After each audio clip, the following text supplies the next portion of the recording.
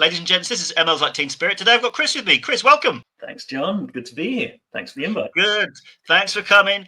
Thank you for the support. Chris, it's your first time.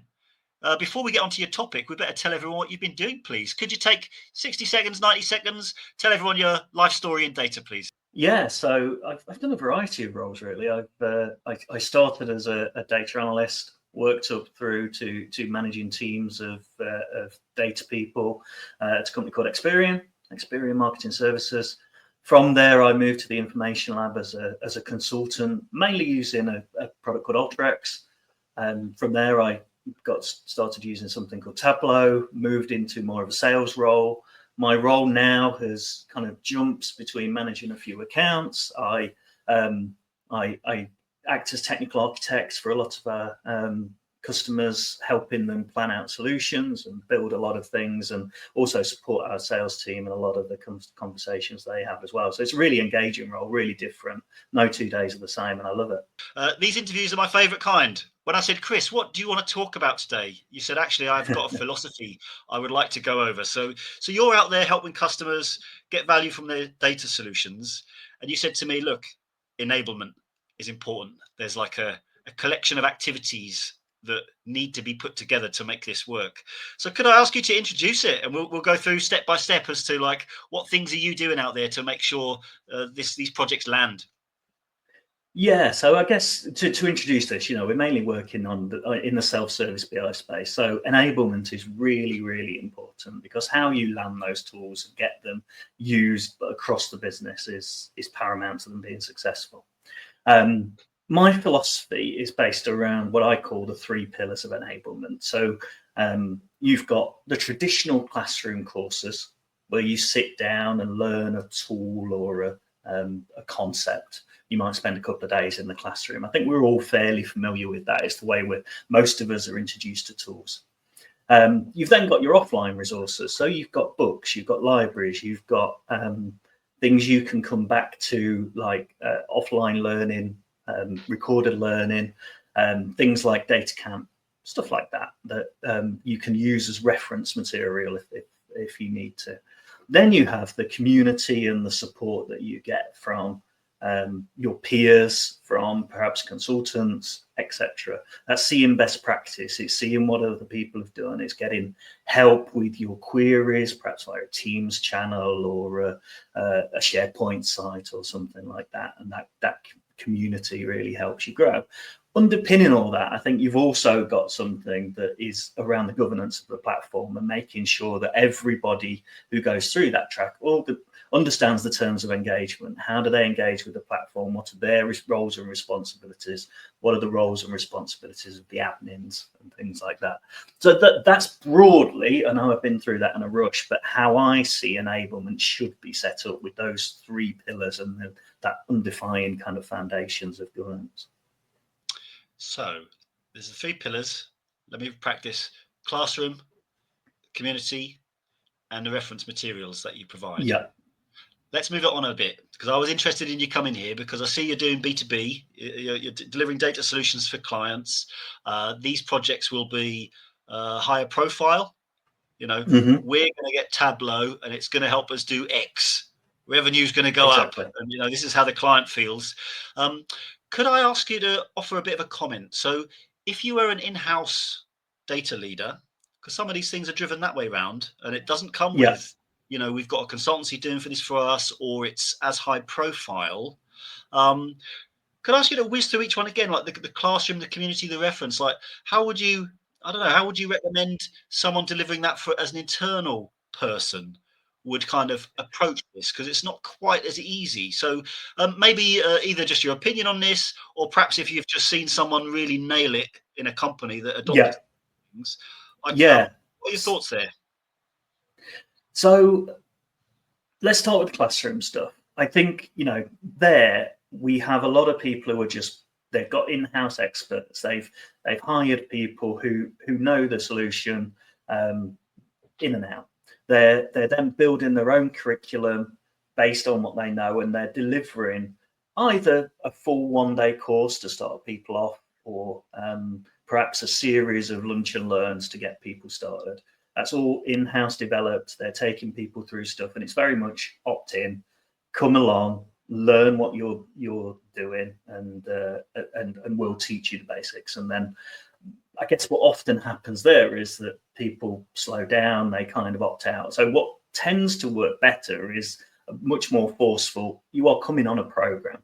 We are going to send you as a cohort through, we're going to pick 15 of you. We're going to take you through a cohort of that cohort through a series of learning steps.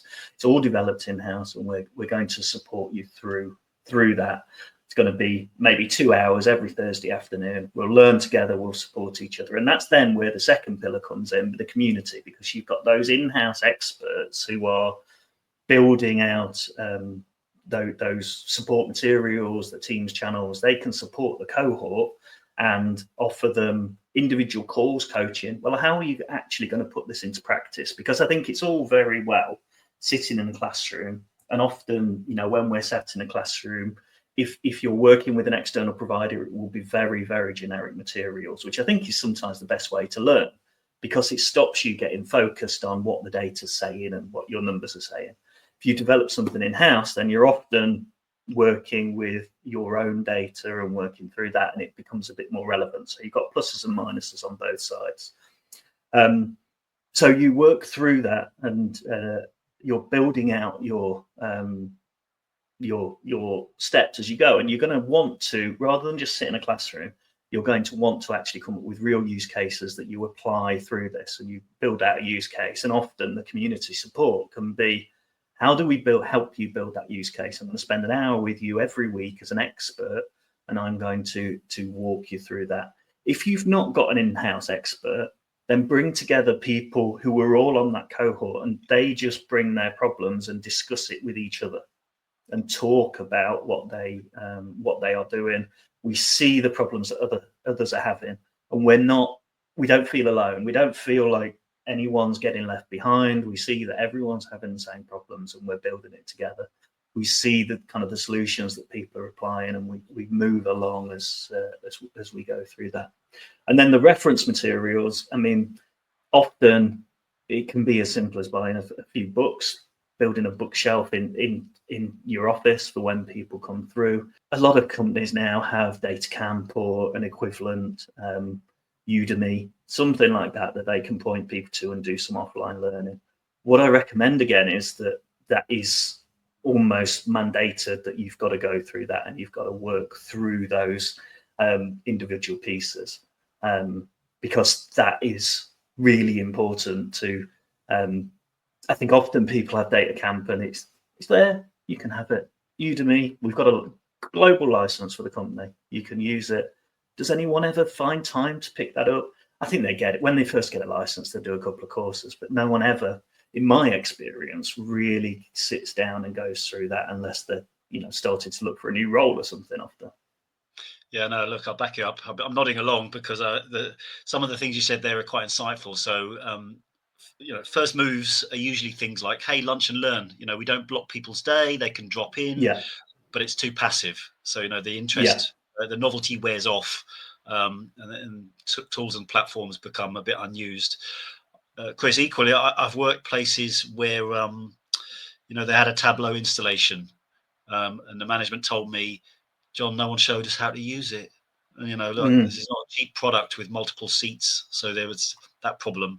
And I told you before, as we prepared this call, my very best experience of this was having a boss that made me train the same classroom, mandated training in all hands meetings every quarter after quarter after quarter. But I later saw how wise he was, because the way that you used it, what the information meant, could never go cold. And it was for the sales team. So it's kind of like the people who create the revenue need to be the sharpest at using this type of information. So yeah, I really back you up there.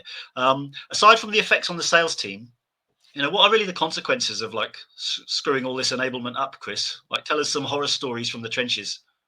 I mean, what ultimately happens is these implementations fail, and we see people who end up blaming the tool, and often it's down to almost a lack of investment in that wider model.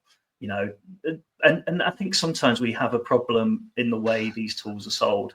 Self-service BI tools are almost sold on how easy they are to use, but we shouldn't be playing that down. You still need an enablement strategy to get people to use them. You're looking at rolling something out to thousands of people. You can't just say such a body's got a bit of a passion for this, they'll support it and do that. You've got to invest in it, and the consequence is that they fail and the tool gets blamed. And then what happens is you have a lift and shift to the next tool, because obviously that offers a huge bit of paradise. You know, you're chatting to the vendor, it looks great, and you sit down and you build that out. And sometimes you don't make the same mistakes because you're willing to invest a little bit more and do things which can work, but you don't need to go through all that effort if you just get it right the first time and put a little bit of investment and thought into the way you're going to roll this out and the way you're going to enable people. Chris, last question. We're coming up on time. So there'll be busy data leaders out there that will say, Chris, you told me these 3 things. You know, you're a consultant and screw you. I'm really, really busy. I've only got time for one. So like, Chris, if someone had to nail one of these, is there one that you would pick?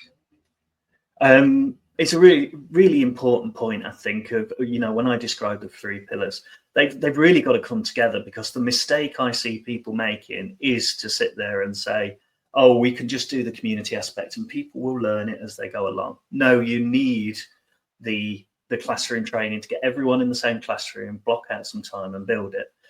But sometimes I see people do the opposite. 1-day course, 3-day course in Tableau, right, off we go, everyone will learn from that. They struggle on the learning and the community and the help that they need besides that. Or we see people do an offline course. What happens? Exactly what we described earlier. People struggle to engage with it. They don't necessarily get the help. These 3 things are all designed to back each other up and support the learning, and offered together with a robust plan about how you get there and the value people will get from it. They all come together to make a really good enablement strategy. And that's what the really successful people who are really using data well do really, really well, I think. Good. So you've batted my question back at me, Chris. So I take it that instead of nailing one of those things optimally, perhaps doing all 3 slightly above averagely, when all 3 happen together, you know, you're going to have better results, even if you feel like you quite run enough classes or something. If you focus on one element, you just won't get it right. And do it with purpose. Do it deliberately. Don't just fall into enablement and think it will manage itself. Have a plan, assess whether it's working, and then iterate if it's not working. You know, kind of lean startup methodology, if you like. I've been speaking to Benny Benford. He talks a lot about that at Dayton, and you know, I think that's a really good philosophy that we can take. If you are short on time, prove the results, make a justification for investment, but aim high. Don't aim to just enable 10 people. If you're trying to roll these tools out, you need to do it much broader. Good, Chris. Well, look, good news. You finished your first interview with me. So look, thank you for your insights today. You heard it here first, folks. Data enablement, classroom, community, reference materials. Chris, thanks a lot, and thanks for the support. Ladies and gents, this has been Elmer's Like Team Spirit.